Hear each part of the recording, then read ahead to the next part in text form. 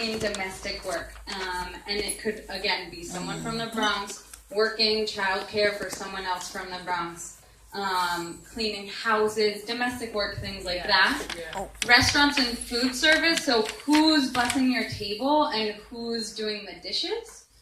And construction. Sometimes we don't think about these things, right. But even in hotels where that seems really official, a lot of the people that are working there might not be getting fair wages or treated well.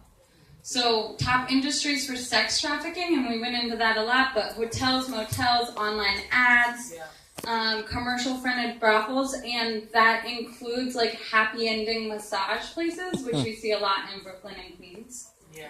And escort services.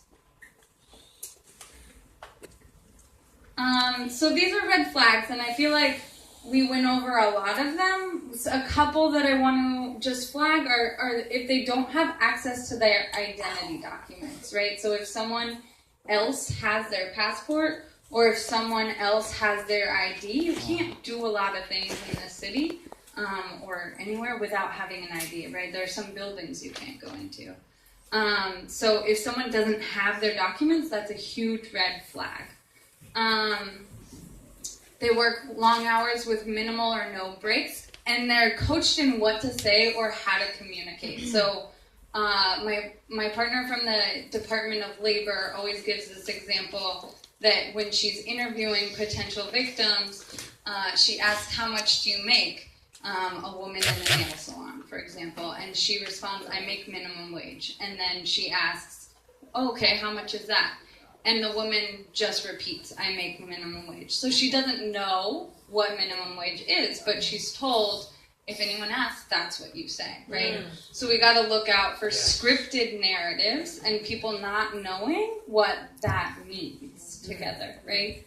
And what do we do to help them when we come across that situation? We'll get there. And then another thing is if the person lives and works on the same premises, that's a red flag. Another one is if there's frequent emergency room visits. We see a lot of healthcare opportunities to intervene. Some people, their boss goes with them, right? And I don't care how nice my boss is. I don't know about your boss, but my boss wouldn't go with me to the doctor. And sometimes they pretend to be their sister or their brother or things like that. But it's all about power and control, right? And it's all about surveillance.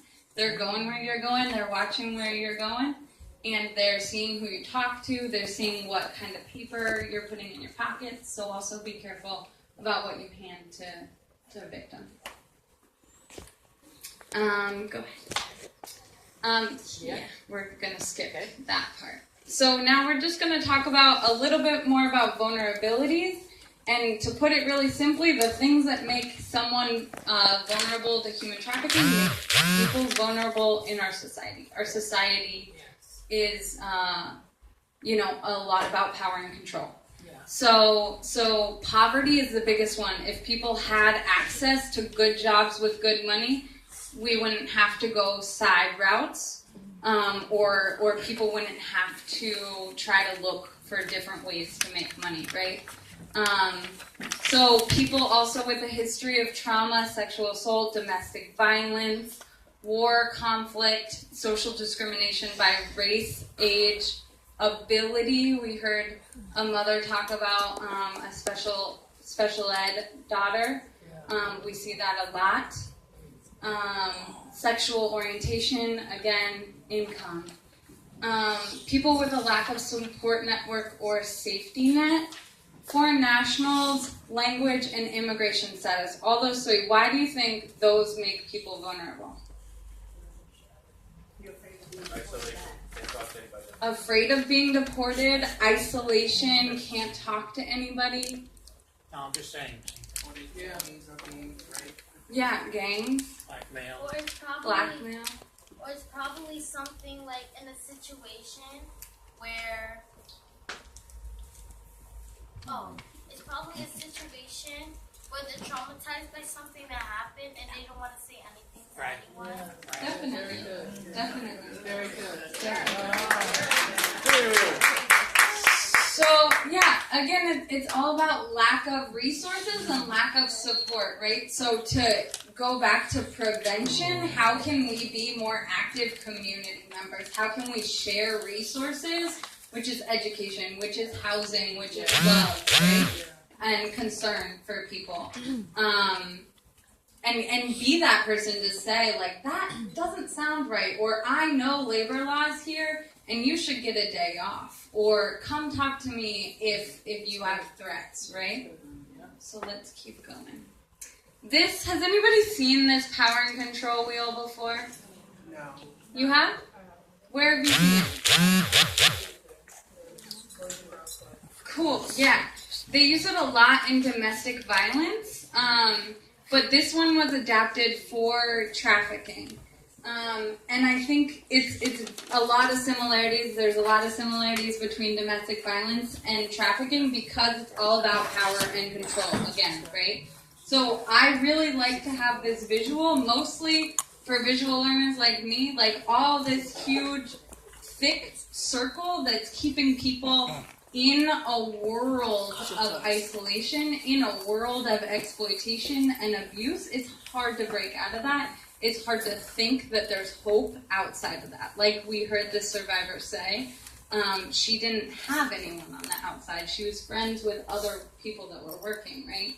So it's hard to remember that there's another life available, right? And that you can get treated with respect when you're not used to that in the moment. So remember this, and then we're going to skip forward 1, 2 slides. Oh, no, it's disappeared. Well, there's one more slide about trauma-informed care, and I think that is illuminates like our responsibility as people intervening, as community members, to respond with transparency, safety, giving information, sharing resources, and really giving the person the opportunity to take power and control back of themselves, right? So it's not me saying I'm an expert in sex or labor trafficking, like come with me, and you need to do this and this. Like it's laying out all the options that this person has and laying out the help that you can provide and letting them decide which route they want, right? Because there's so many different routes, which we're going to talk about now.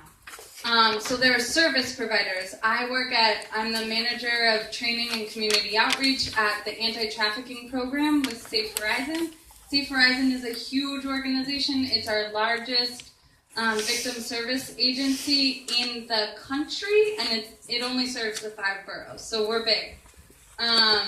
But our program is really small. But we do counseling, case managing, and basic emotional needs, right? Because there's a world of exploitation, so we need to meet survivors with a world of support, right? There's healthcare providers, so people need healthcare. Go to an emergency room, hopefully one with a social worker on staff who knows how to handle this. There's also civil law enforcement. So if someone wants just to file for back wages, say that they've been working in construction for 3 years, they were told they were going to be able to send money home to their family, but instead rent keeps getting taken out of their paycheck, food keeps getting taken out of their paycheck, and they're only making $50 a day for working 12 hours a day. If that person wants to file for back wages but doesn't care about seeing that person in jail, they just want their money for the past 3 years, they can go directly to the Department of Labor and work on that. So that's civil law enforcement, right? They can also file a civil suit against the trafficker. Or if someone wants criminal law enforcement, so they want that person in jail, they can go to the NYPD or any of the DA's offices. I work really closely with the Brooklyn DA's office because I'm in Brooklyn, but you have one. So just to wrap up, in these last couple slides, I just want to leave you with a couple things about how to help survivors or people that are still in this situation, which might be called victim. Take cues from them. So a lot of people, again, are under heavy surveillance, power, and control, and it's not always safe to intervene. So take cues from them, right? They a lot of times know if it's safe for them to do anything. Listen and validate, normalize their feelings, communicate messages of hope, like you have rights, you are not alone and not to blame, you are entitled to services and help regardless of your immigration status in this country. And then again, discreetly, watch out. I would think about giving someone, like, even my card or something. I have some resources there on the back table. But think about what you're giving to someone, because if they're still in a trafficking situation, chances are that their purse is going to get searched, their clothes are going to get searched, and that could put someone in more danger. And make referrals. So there's a hotline that I have it right here, but it's also printed out on a sheet back there. And connect people to social workers. Our services are, again, social services, intensive case managers. We have 3 that speak multiple languages. We also have 2 lawyers on staff that are there to specifically work with folks who are not born in this country, who are seeking immigration remedies. There are visas for people that are legally victims of trafficking. If they come and get services, then they can apply to get legal citizenship here, which is really important, the immigration remedy. Okay, great. And then the final takeaways, I just want you to remember that regardless, again, of immigration status, especially in this newest administration, again, being an active community member, we have to be informed and protect each other, right? We have to know that regardless of services, regardless of status, everyone's entitled to services.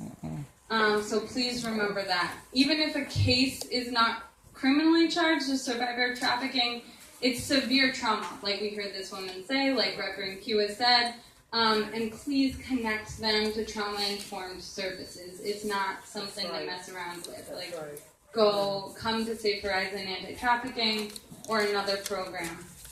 And if you're concerned about someone, again, there's a National Human Trafficking Resource Center hotline. And there's a little bit of my information. I have a business card back there. But thank you so much for doing this, and remember to be active community members. If we're all looking out for each other, there's really nothing we can't do, you know? Thank you so much, Noelle.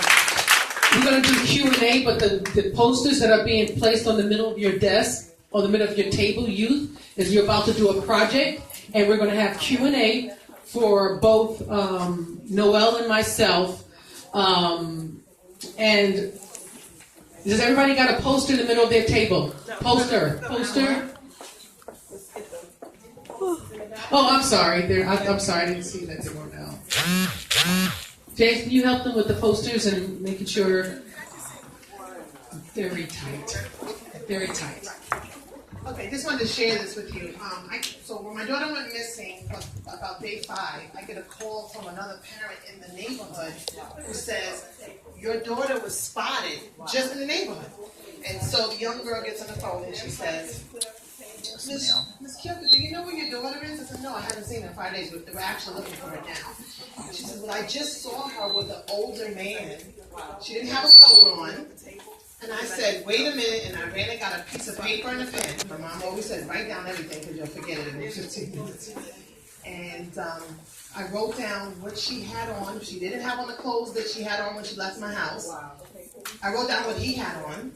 And some kind of crazy way, my daughter gave her best friend the phone number to one of the sex traffickers and said, can he come into your apartment to charge the phone? Later, Kim tells me, they were recruiting her. See how quick it just happened so fast. And this is outside on the corner. But I'm just saying this to say that we have to look out for all of our kids, right? We have to, parents, get on the phone, call the parents. This was a friend from the 3rd grade. We hadn't even seen her in about 5 or 6 years. But she knew enough to know that she didn't have on a coat and it was about 40 degrees and she just didn't look like herself. That information is what we actually used to find her. And she said, Mommy, I was 5 blocks away from the house and I still couldn't get home. So, just wanted to let you know, that it just came to me as I'm telling the story actually for the first time since all of this has happened.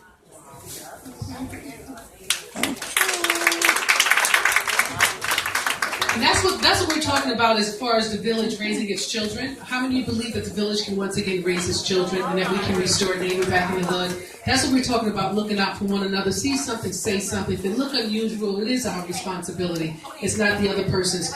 Okay, questions at this time. So everyone's got a poster.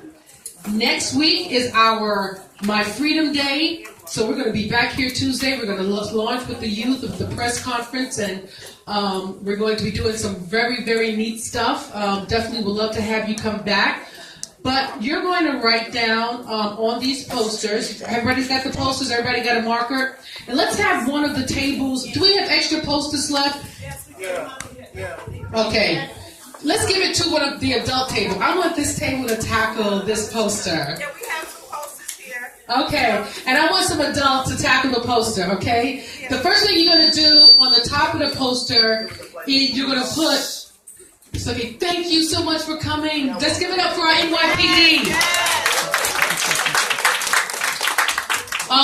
We did have a question, NYPD, right before you leave, NYPD. One of my youth had a question of you. Shantae, did she leave? Shantae, do you want to ask him your question? Okay, she's going to ask you your question on the way out. Thank you. So to be sensitive to that. Okay, so on the top of it, you're going to write down, not on my watch, whoever has the